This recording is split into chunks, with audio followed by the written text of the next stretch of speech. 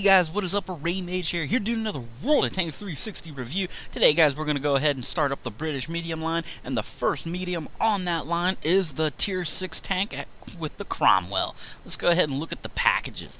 Here stock, the tank comes with a 410 horsepower engine.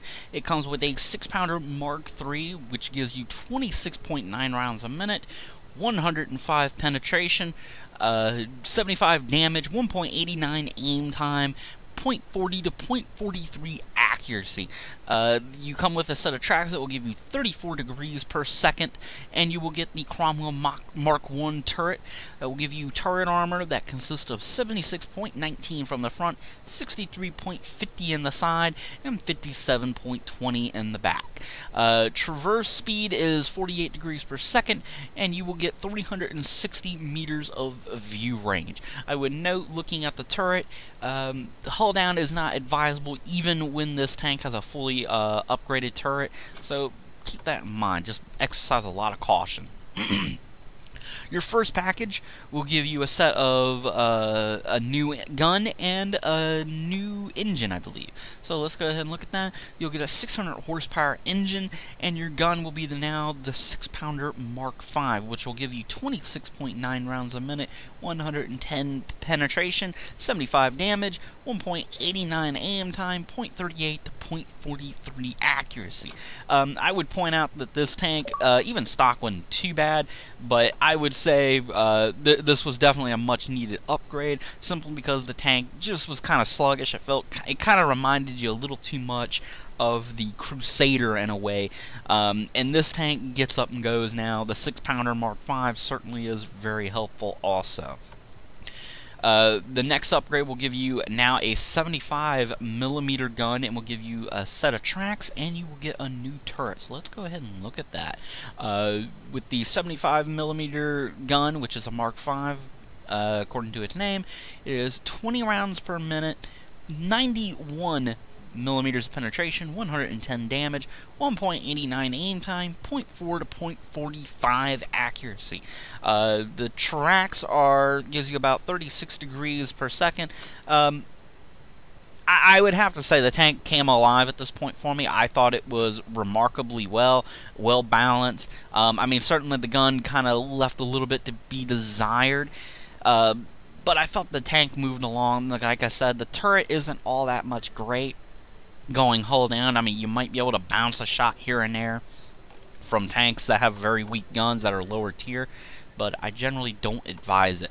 Here with the final package, you will get a new engine, 650 horsepower, and you'll get the top gun you're going to use on this thing, the 75mm Vickers HV, 15.38 rounds a minute, 145 penetration, 135 damage, 2.29 aim time, and 0.36 accuracy. Those are okay numbers, but the main selling point here is the damage and the penetration and the rate of fire. While it may not have quite the rate of fire, I don't believe it has the rate of fire of the Easy-8 Sherman. Let me go ahead and check. I don't believe it has that kind of rate of fire that the Sherman has. Yeah, it's a little bit slower than the Sherman, but it definitely outclasses it in penetration. This is an outstanding gun, so don't hesitate using it. You will get the new Mark IV turret, 76.19 meters from the front, or millimeters in the front, 63.50 in the sides, 57 in the back, 48 traverse, and you'll get 360 meters of view range. This tank is just good. It's fun as hell to play. I'd say it's probably the funnest tier 6 medium to play in the game so far. Let's go ahead and get to some gameplay. I'll catch you guys back here in a moment. Okay guys, here's the gameplay. This is on Arctic region. This was a tier 8 match.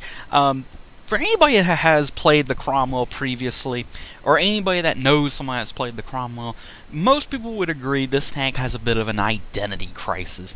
This is a medium tank that, honestly to God, thinks it's a scout tank. It thinks it's a light tank. It's just a confused medium tank. And you'll see here at tier 8, I make the decision, and I make the decision that usually gets a lot of Cromwell drivers dead, so you have to understand when to manage yourself and cut yourself off and just watch yourself. But I decide here at Tier 8 that a bold approach is necessary. A bold approach is going to be what can probably win this fight. Considering a bottom tier, I gotta make my presence felt, and anybody that's played with me will tell you it doesn't matter if I'm bottom tier, I'm up front, I'm looking for a fight with somebody. And you'll see here, I take off down this straightaway to an Arctic region, going to roughly about over 60 kilometers an hour.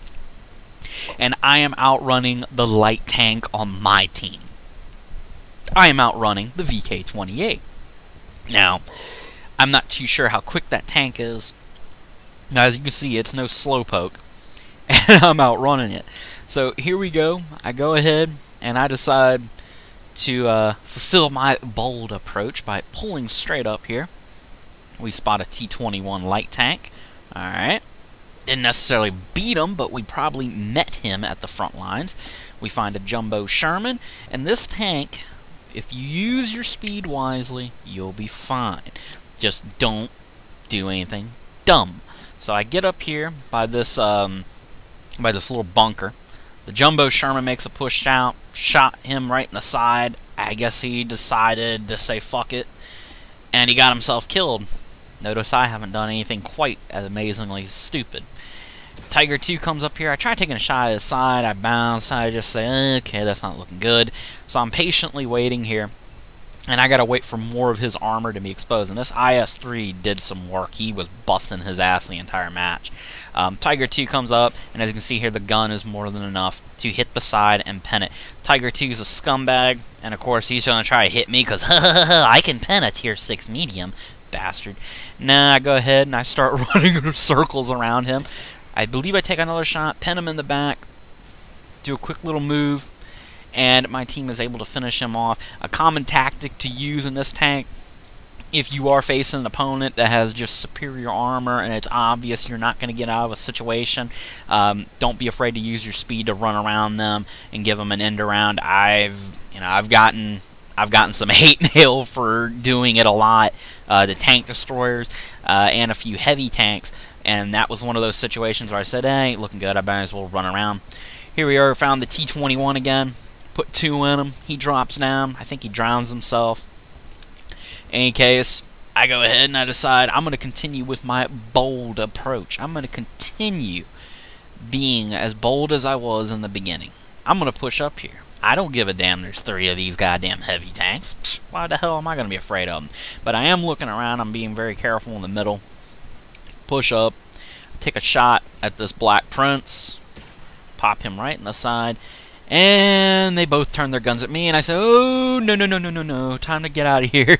A hasty retreat is in order. So hasty that I almost back up on top of the bunker, and I decide, maybe that wasn't a good idea. So I decide to turn around. Now, I noticed the tank destroyer on my team.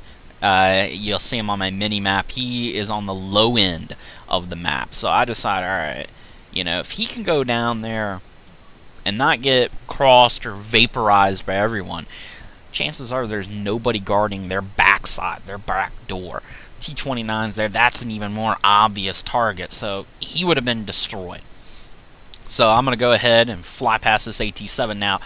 I do kind of dial it back once I get to the hill because I want to give this AT-7 a chance to get up here because I'm going to need help. You have to be smart in the Cromwell. Don't be afraid to use your teammates because, look, you don't have much armor in this tank. I go ahead, hit the Black Prince. I believe I won't get another round. He takes my drive round, and this is why you got to be careful. He hit me once, and he was able to kill my driver. I mean, that was just horrible, and you will lose crew members often in this tank because people pen you so easily. Here's the speed once again. I get hit one more time. I run around him, bounce off his side like a bozo. That wasn't probably the best aim shot in the world. Run around, my teammates are helping me out. I put one in the side, he's dead. I go ahead and peek up here at the IS-3 that's doing battle with my team's IS-3. And I put multiple shots into him. This is what you want to do in this tank. Just be smart, kind of live off your teammates a little bit, and you use your speed and mobility accordingly as I did. Don't be afraid to peek out, and this is where the Cromwell makes its living. Now, of course, you don't see as big of a sample size here because there's only 2 heavies left. but the Cromwell is excellent at flexing flanks. It's an excellent sniping medium. The rate of fire and the combination of pen and damage is really what makes this tank so darn good. But you have to be careful with that speed. The speed can and will kill you, simply because a lot of people get themselves into trouble. You gotta know when to use it, when not to use it, or you get yourself killed. Alright guys, this gameplay is actually coming to an end. I'm hoping sometime by next week I will have a Comet review ready. I already have the tank. I just need to go ahead and start doing matches in it. Alright guys, sometime next week. I'll see you guys later. Peace out.